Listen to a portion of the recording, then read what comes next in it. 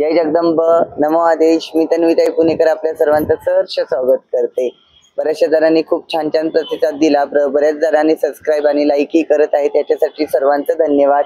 आणि असाच सर्वांनी व्हिडिओ पहा आणि लाईक आणि सबस्क्राइब करा आणि असाच सर्वांचा पाठिंबा द्या, हीच सर्वांना विनंती। आता आज आपण दोन मुद्द्यावरती बोलणार आहोत। पहिला मुद्दा म्हणजे आखाड। आखाड महिना म्हणजे आषाढ महिना। आषाढ महिन्यामध्ये लक्ष्मी आई, त्याचबरोबर मर्याई लक्ष्मी आई, त्याचबरोबर कोल्हापूरची महालक्ष्मी, त्या बऱ्याचशा देवीचे केलेले जाणारे सण। सण म्हणजे काय तर आखाड महिन्यामध्ये बरेचसे लोक लक्ष्मी आईचा जळ काढतात, लक्ष्मी आईच्या काही फेरी काढतात, त्याचबरोबर लक्ष्मी आईला गाड्यावरती घेऊन तिची मिरवणूक काढल्या जाते। काही घरांमध्ये लक्ष्मी आईचे निवद बोनं केलं जातं, काही घरामध्ये लक्ष्मी आईचे पोत्रास बोलून आखाड महिना म्हणजे आषाढ महिना। आपण शुद्ध आणि भाषेमध्ये बोलायला गेले तर आषाढ आणि बोली भाषेमध्ये बोलले तर आखाड महिना। या आखाड महिन्यामध्ये बरेचसे लोक जळ पूजन करतात, जळ काढतात, त्याचबरोबर लक्ष्मी आईचे काही कार्यक्रमही केले जातात। तर सर्वांना विनंती आहे, लक्ष्मी आईचे ज्यावेळेस आपण काही कार्यक्रम करतो, लक्ष्मी आईचे आपण जळ पूजन जळ काढतो, तर अशा वेळेस कोंबडं मारणे किंवा बकरं कापणे या प्रथा कुठेतरी थांबवणे ही गरजेचं आहे। म्हणजे जीव हत्या ही कुठेतरी कमी केली पाहिजे। शेवटी आपण त्या लक्ष्मी आईच्या नावाने बकरं कोंबडं कापायचं आणि शेवटी ते आपण भक्षण करायचं, हे कुठेतरी चुकीचं आहे। मग याच्यासाठी हा छोटासाच मी व्हिडिओ करत आहे। म्हणजे याची काही मी जास्त माहिती देणार नाही। याची लक्ष्मी आई विषयी बरीचशी माहिती माझ्या गुरूंनी दिलेली आहे, पण मी काही नवीन द्यायची गरज नाही। पण ही गोष्ट कुठेतरी सांगावीशी वाटली। बऱ्याचशा जागी मी आता बघत आहे, आता 4-5 दिवस झाले लक्ष्मी आईचे कार्यक्रम चालू आहेत। बऱ्याचशा जागी माझ्या जवळपासचेच लोक मी बघत होते की लक्ष्मी आईच्या कार्यक्रमामध्ये पोतराज बोलून कोंबडं दातांनी तोडत आहेत, तर बकऱ्याचे 3-3, 4-4 बकरी कापून त्याचं अक्षरशः लोकांना भोजन देत आहेत। तर हे कुठेतरी दैत्याचा मान आहे आणि हा दैत्याचा मान कुठेतरी कमी केला पाहिजे। शेवटी आपण मनुष्य जन्माला आहोत, मनुष्य जन्म प्राप्त केलेला आहे, तर आपण दैत्यासारखं दैत्य भोजन नाही केलं पाहिजे। हे कुठेतरी मनाला खंत वाटला, म्हणून मी हा एक टॉपिक ह्याच्यामध्ये घेतला। तर दुसरी गोष्ट म्हणजे आखाड महिन्यामध्ये सर्वांनी लक्ष्मी आईची छानशी सेवा करू शकता, लक्ष्मी आईसाठी उपास करू शकता। त्याचबरोबर ज्या दिवशी तुम्ही लक्ष्मी आईचं निवद करणार आहात, त्या दिवशी तुम्ही लक्ष्मी आईचा निवद करताना आपल्याकडे लिंबाचा पाला बऱ्याच जागी असतो, लिंबाची झाडं असतात। हा लिंबाचा पाला तिच्या चरणाला लावून घरामध्ये तुम्ही ठेवलात तर रोगराई मुक्त होताल। त्याचबरोबर पैशा पाण्याचे जे काही प्रॉब्लेम्स असतील ते सुटतील। घरामध्ये बरेचशा कर्णिकाट्याचे काही कारणं असतात, ही कमी होऊ शकतात। हा लिंबाचा पाला, जसं काही लिंबाला आपण औषधी मानतो, त्याचप्रमाणे हा लिंबाचा पाला जर तुम्ही लक्ष्मी आईच्या चरणावरती जर लावून तुम्ही तुमच्या घरामध्ये जर ठेवता, तर ह्याच्यातून खूप छान फायदा होतो। आणि हा दरवर्षी तुम्ही बदलत जा। मी दरवर्षी करते, दरवर्षी आखाड महिन्यामध्ये ज्या दिवशी मी लक्ष्मी आईचा निवद नारळ करते, त्या दिवशी मी लक्ष्मी आईच्या चरणाला पाला लावते आणि घरामध्ये ठेवत असते। ही छोटीशी विधी आहे, ही तुम्ही करून पहा। मी तर दरच वर्षी करत असते। त्याचबरोबर आता ह्या आषाढ महिन्यामध्ये 21 तारखेला गुरुपौर्णिमा। आता बरेचसे गुरुपौर्णिमेला माझे शिष्यमंडळी येतात। शिष्यमंडळी येऊन जे काही गुरुचं काही पूजन असेल ते गुरुपूजन केलं जातं। त्याचबरोबर जगदंबेचीही पूजा केली जाते। तसं दरवर्षीप्रमाणे यावर्षी सुद्धा आपण गुरुपूजन करत आहोत। त्याचबरोबर गुरुपौर्णिमेच्या दिवशी आपण जगदंबेचा अभिषेकही करणार आहोत। तर जी काही माझे शिष्यमंडळी असेल त्यांना तर माहितीच आहे गुरूंकडे जायचंय, पण आता यावर्षी यूट्यूब आहे, यूट्यूबमध्ये बरेचसे काही नवीन शिष्य झालेले आहेत। ह्या नवीन शिष्यांनाही सांगणं आहे की 21 तारखेला संध्याकाळी 5 वाजता सर्वांनी माझ्या राहत्या घरी यावं। त्याचबरोबर काही नवीन लोक असतील, नवीन लोक येणारे असतील, त्यांनीही संध्याकाळी 4 ते 5 वाजेपर्यंत या। त्या दिवशी तुम्हाला आपल्या इथे जगदंबेचा अभिषेक होईल। त्याचबरोबर काही आराध्यांची काही गाणी होतील, गाणी झाल्यानंतर आरती होईल आणि सर्वांसाठी प्रसादीय ठेवण्यात आलेला आहे, तर प्रसादी असेल।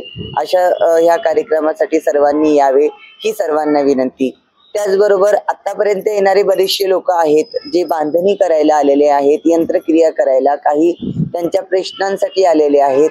त्या प्रत्येकांना एक सांगायचं आहे की ज्या ज्या लोकांनी आतापर्यंत बांधणी यंत्रक्रिया घेऊन गेलेले आहात, त्यांच्यासाठी माहिती आहे प्रत्येकाला साधना दिल्या असतील, प्रत्येक लोकांना मी साधना देते. त्या प्रत्येकाने गुरुपौर्णिमेला जरी यायला तुम्हाला जमलं नाही, बरीचशी लांबची लोक आहेत, तर गुरुपौर्णिमेच्या दिवशी प्रत्येकाने मला व्हॉट्सअपला आपला जो काही तुम्हाला मंत्र दिलेला असेल, जो साधना मंत्र दिलेला असेल, या मंत्राला व्हॉट्सअपवरती तुम्ही पाठवा आणि त्याच वेळी तुमचा मंत्र परत आमच्याकडून सिद्ध करून घ्या. ही प्रत्येकाला विनंती. काही जणांचे 16 दिवसाचे, काही जणांचे 24 दिवसाचे मंत्र झालेले असतील, त्यांनी गुरुपौर्णिमेच्या दिवशी ते आम्हाला मंत्र परत पाठवावेत किंवा आम्हाला व्हॉइस मेसेज करून सांगावा. ते बरोबर तुम्हाला काही व्हायब्रेशन देण्यात येतील. त्याचबरोबर नवीन येणाऱ्या लोकांसाठी, आता बरेचसे लोक नवीन येत आहेत, नवीन येतात लोक, केव्हाही फोन करण्याचं टायमिंग नाहीये, तर प्रत्येकांना सांगण्याचं आहे की तुम्ही जे काही कॉल करता, तर तुम्हाला बरेचशे लोकांना कॉल केल्यानंतर फोनवरती प्रश्न सोडवा, आम्हाला फोनवरून उत्तर द्या, असा हट्ट करू नका. कारण की फोनवरती जे कोणी आमचे फोन उचलणारे आहेत, ही माझी मुलं आहेत किंवा माझ्या घरची काही लोक आहेत, हे तुम्हाला फोनवरती कोणत्याच प्रकारे उत्तर देऊ शकत नाही किंवा फोनवरती तुम्हाला कोणतंच मार्गदर्शन करू शकत नाही. ते तुम्हाला बुकिंग देतील, त्या दिवशी तुम्ही या, त्या दिवशी तुम्ही आल्यानंतर तुमच्या जे काही प्रश्न असतील ते प्रश्न सोडवले जातील, बांधणी किंवा यंत्रकार्यामध्ये तुमचे प्रश्न घेतले जातील. पण फोनवरती आमचे प्रश्न सोडवा असा हट्ट कोणी करू नका. त्याचबरोबर ज्या दिवशी तुम्हाला बोलावलं जातं त्याच दिवशी या. कारण की बऱ्याचदा असं होतंय, तुम्हाला दिला जातो एक वार आणि तुम्ही त्याच्या दुसऱ्या वारी येता. प्रत्येक दिवशी आम्ही इथे अवेलेबलच असो असं नाही. काही बाहेरची कार्यक्रम असतात, त्या कार्यक्रमालाही जावं लागतं. काही विधी असतात, काही काळूबाईचे विधी असतात, तिकडे जाऊन करावे लागतात. मग यासाठी सर्वांना विनंती आहे, ज्या दिवशी तुम्हाला बोलवले आहे त्या दिवशी आणि त्या वेळेतच या. आपल्या इथे ज्या दिवशी तुम्ही येता त्या दिवशी तुम्हाला 12 वाजेपर्यंत येणं खूप गरजेचं आहे. त्याचबरोबर दुसरा मुद्दा म्हणजे असा, एक 2-3 दिवसापूर्वी किस्सा असा झाला होता की एक जणाला टायमिंग दिला होता दुपारी 12 वाजता आणि ते कोण होते, महामानव. ते संध्याकाळी 12 वाजता येऊन फोन केला की आम्ही तुमच्या इथे आलोय आणि आता आजची बुकिंग होती. तर मुळात म्हणजे कोणालाही रात्रीच्या 12 वाजता बोलवल्या जात नाही.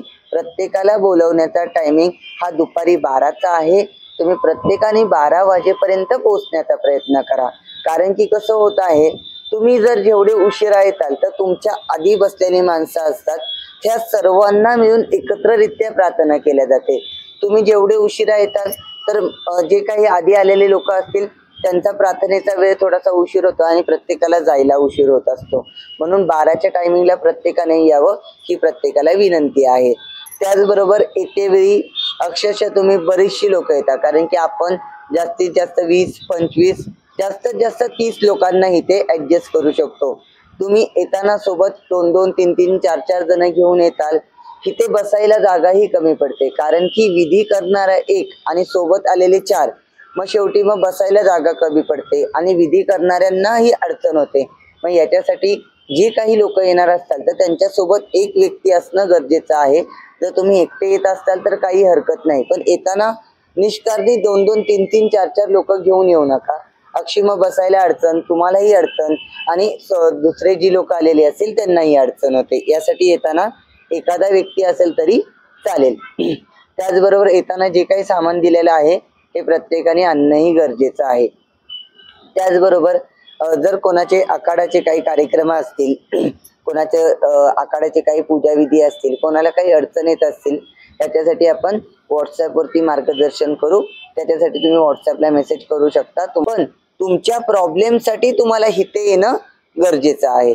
असं नाही की तुम्हाला विधी सांगितली म्हणजे कोणत्या गोष्टी आम्ही प्रॉब्लेम सोडवतोय. आम्ही फक्त आखाड्याच्या ज्या काही गोष्टी असतील, म्हणजे आषाढ महिन्याच्या लक्ष्मी आई विषयी जर तुम्हाला कुठे प्रॉब्लेम आले, लक्ष्मी आईचे काही विधी करण्यामध्ये काही अडथळा आला, तर तो विधी आपण तुम्हाला फोनवरती सविस्तर सांगू. नाहीतर तुमचे जर गुरु असतील तर तुम्ही गुरूंकडे मार्गदर्शन घेऊ शकता. त्याचबरोबर गुरुपौर्णिमेला येणाऱ्या सर्व लोकांनी आम्हाला पूर्वकल्पना द्यावी, व्हॉट्सअपला मेसेज करावा. कारण की कसं होतं, जर तुम्ही अचानक जास्त माणसं आलात तर इथे नियोजन कुठेतरी बिघडू शकतं. तर त्यासाठी तुम्हाला जर गुरुपौर्णिमे दिवशी यायचं असेल, जगदंबेच्या दर्शनासाठी यायचं असेल, तर तुम्हाला पूर्वकल्पना देणं गरजेचं आहे. आणि येण्या अगोदर तुम्हाला 2 दिवस आधी तरी मेसेज करावा लागेल की आम्ही येत आहोत म्हणून. आणि त्याचबरोबर तुम्हाला इथे जर लांबून येणारे असताल तर तुम्हाला जायची व्यवस्था करून या, कारण की इथे थांबण्यासाठी मुक्कामासाठी पुरेशी जागा नाहीये आणि पुरेशी तेवढी व्यवस्थाही होत नाही. मग येते वेळी प्रत्येकाने आपापली सोय करून यावी. सर्वांना अशीच सर्वांनी असाच व्हिडिओ पाहावा आणि सर्वांनी सबस्क्राईबही करावं. जय जगदंब, नमो आदेश.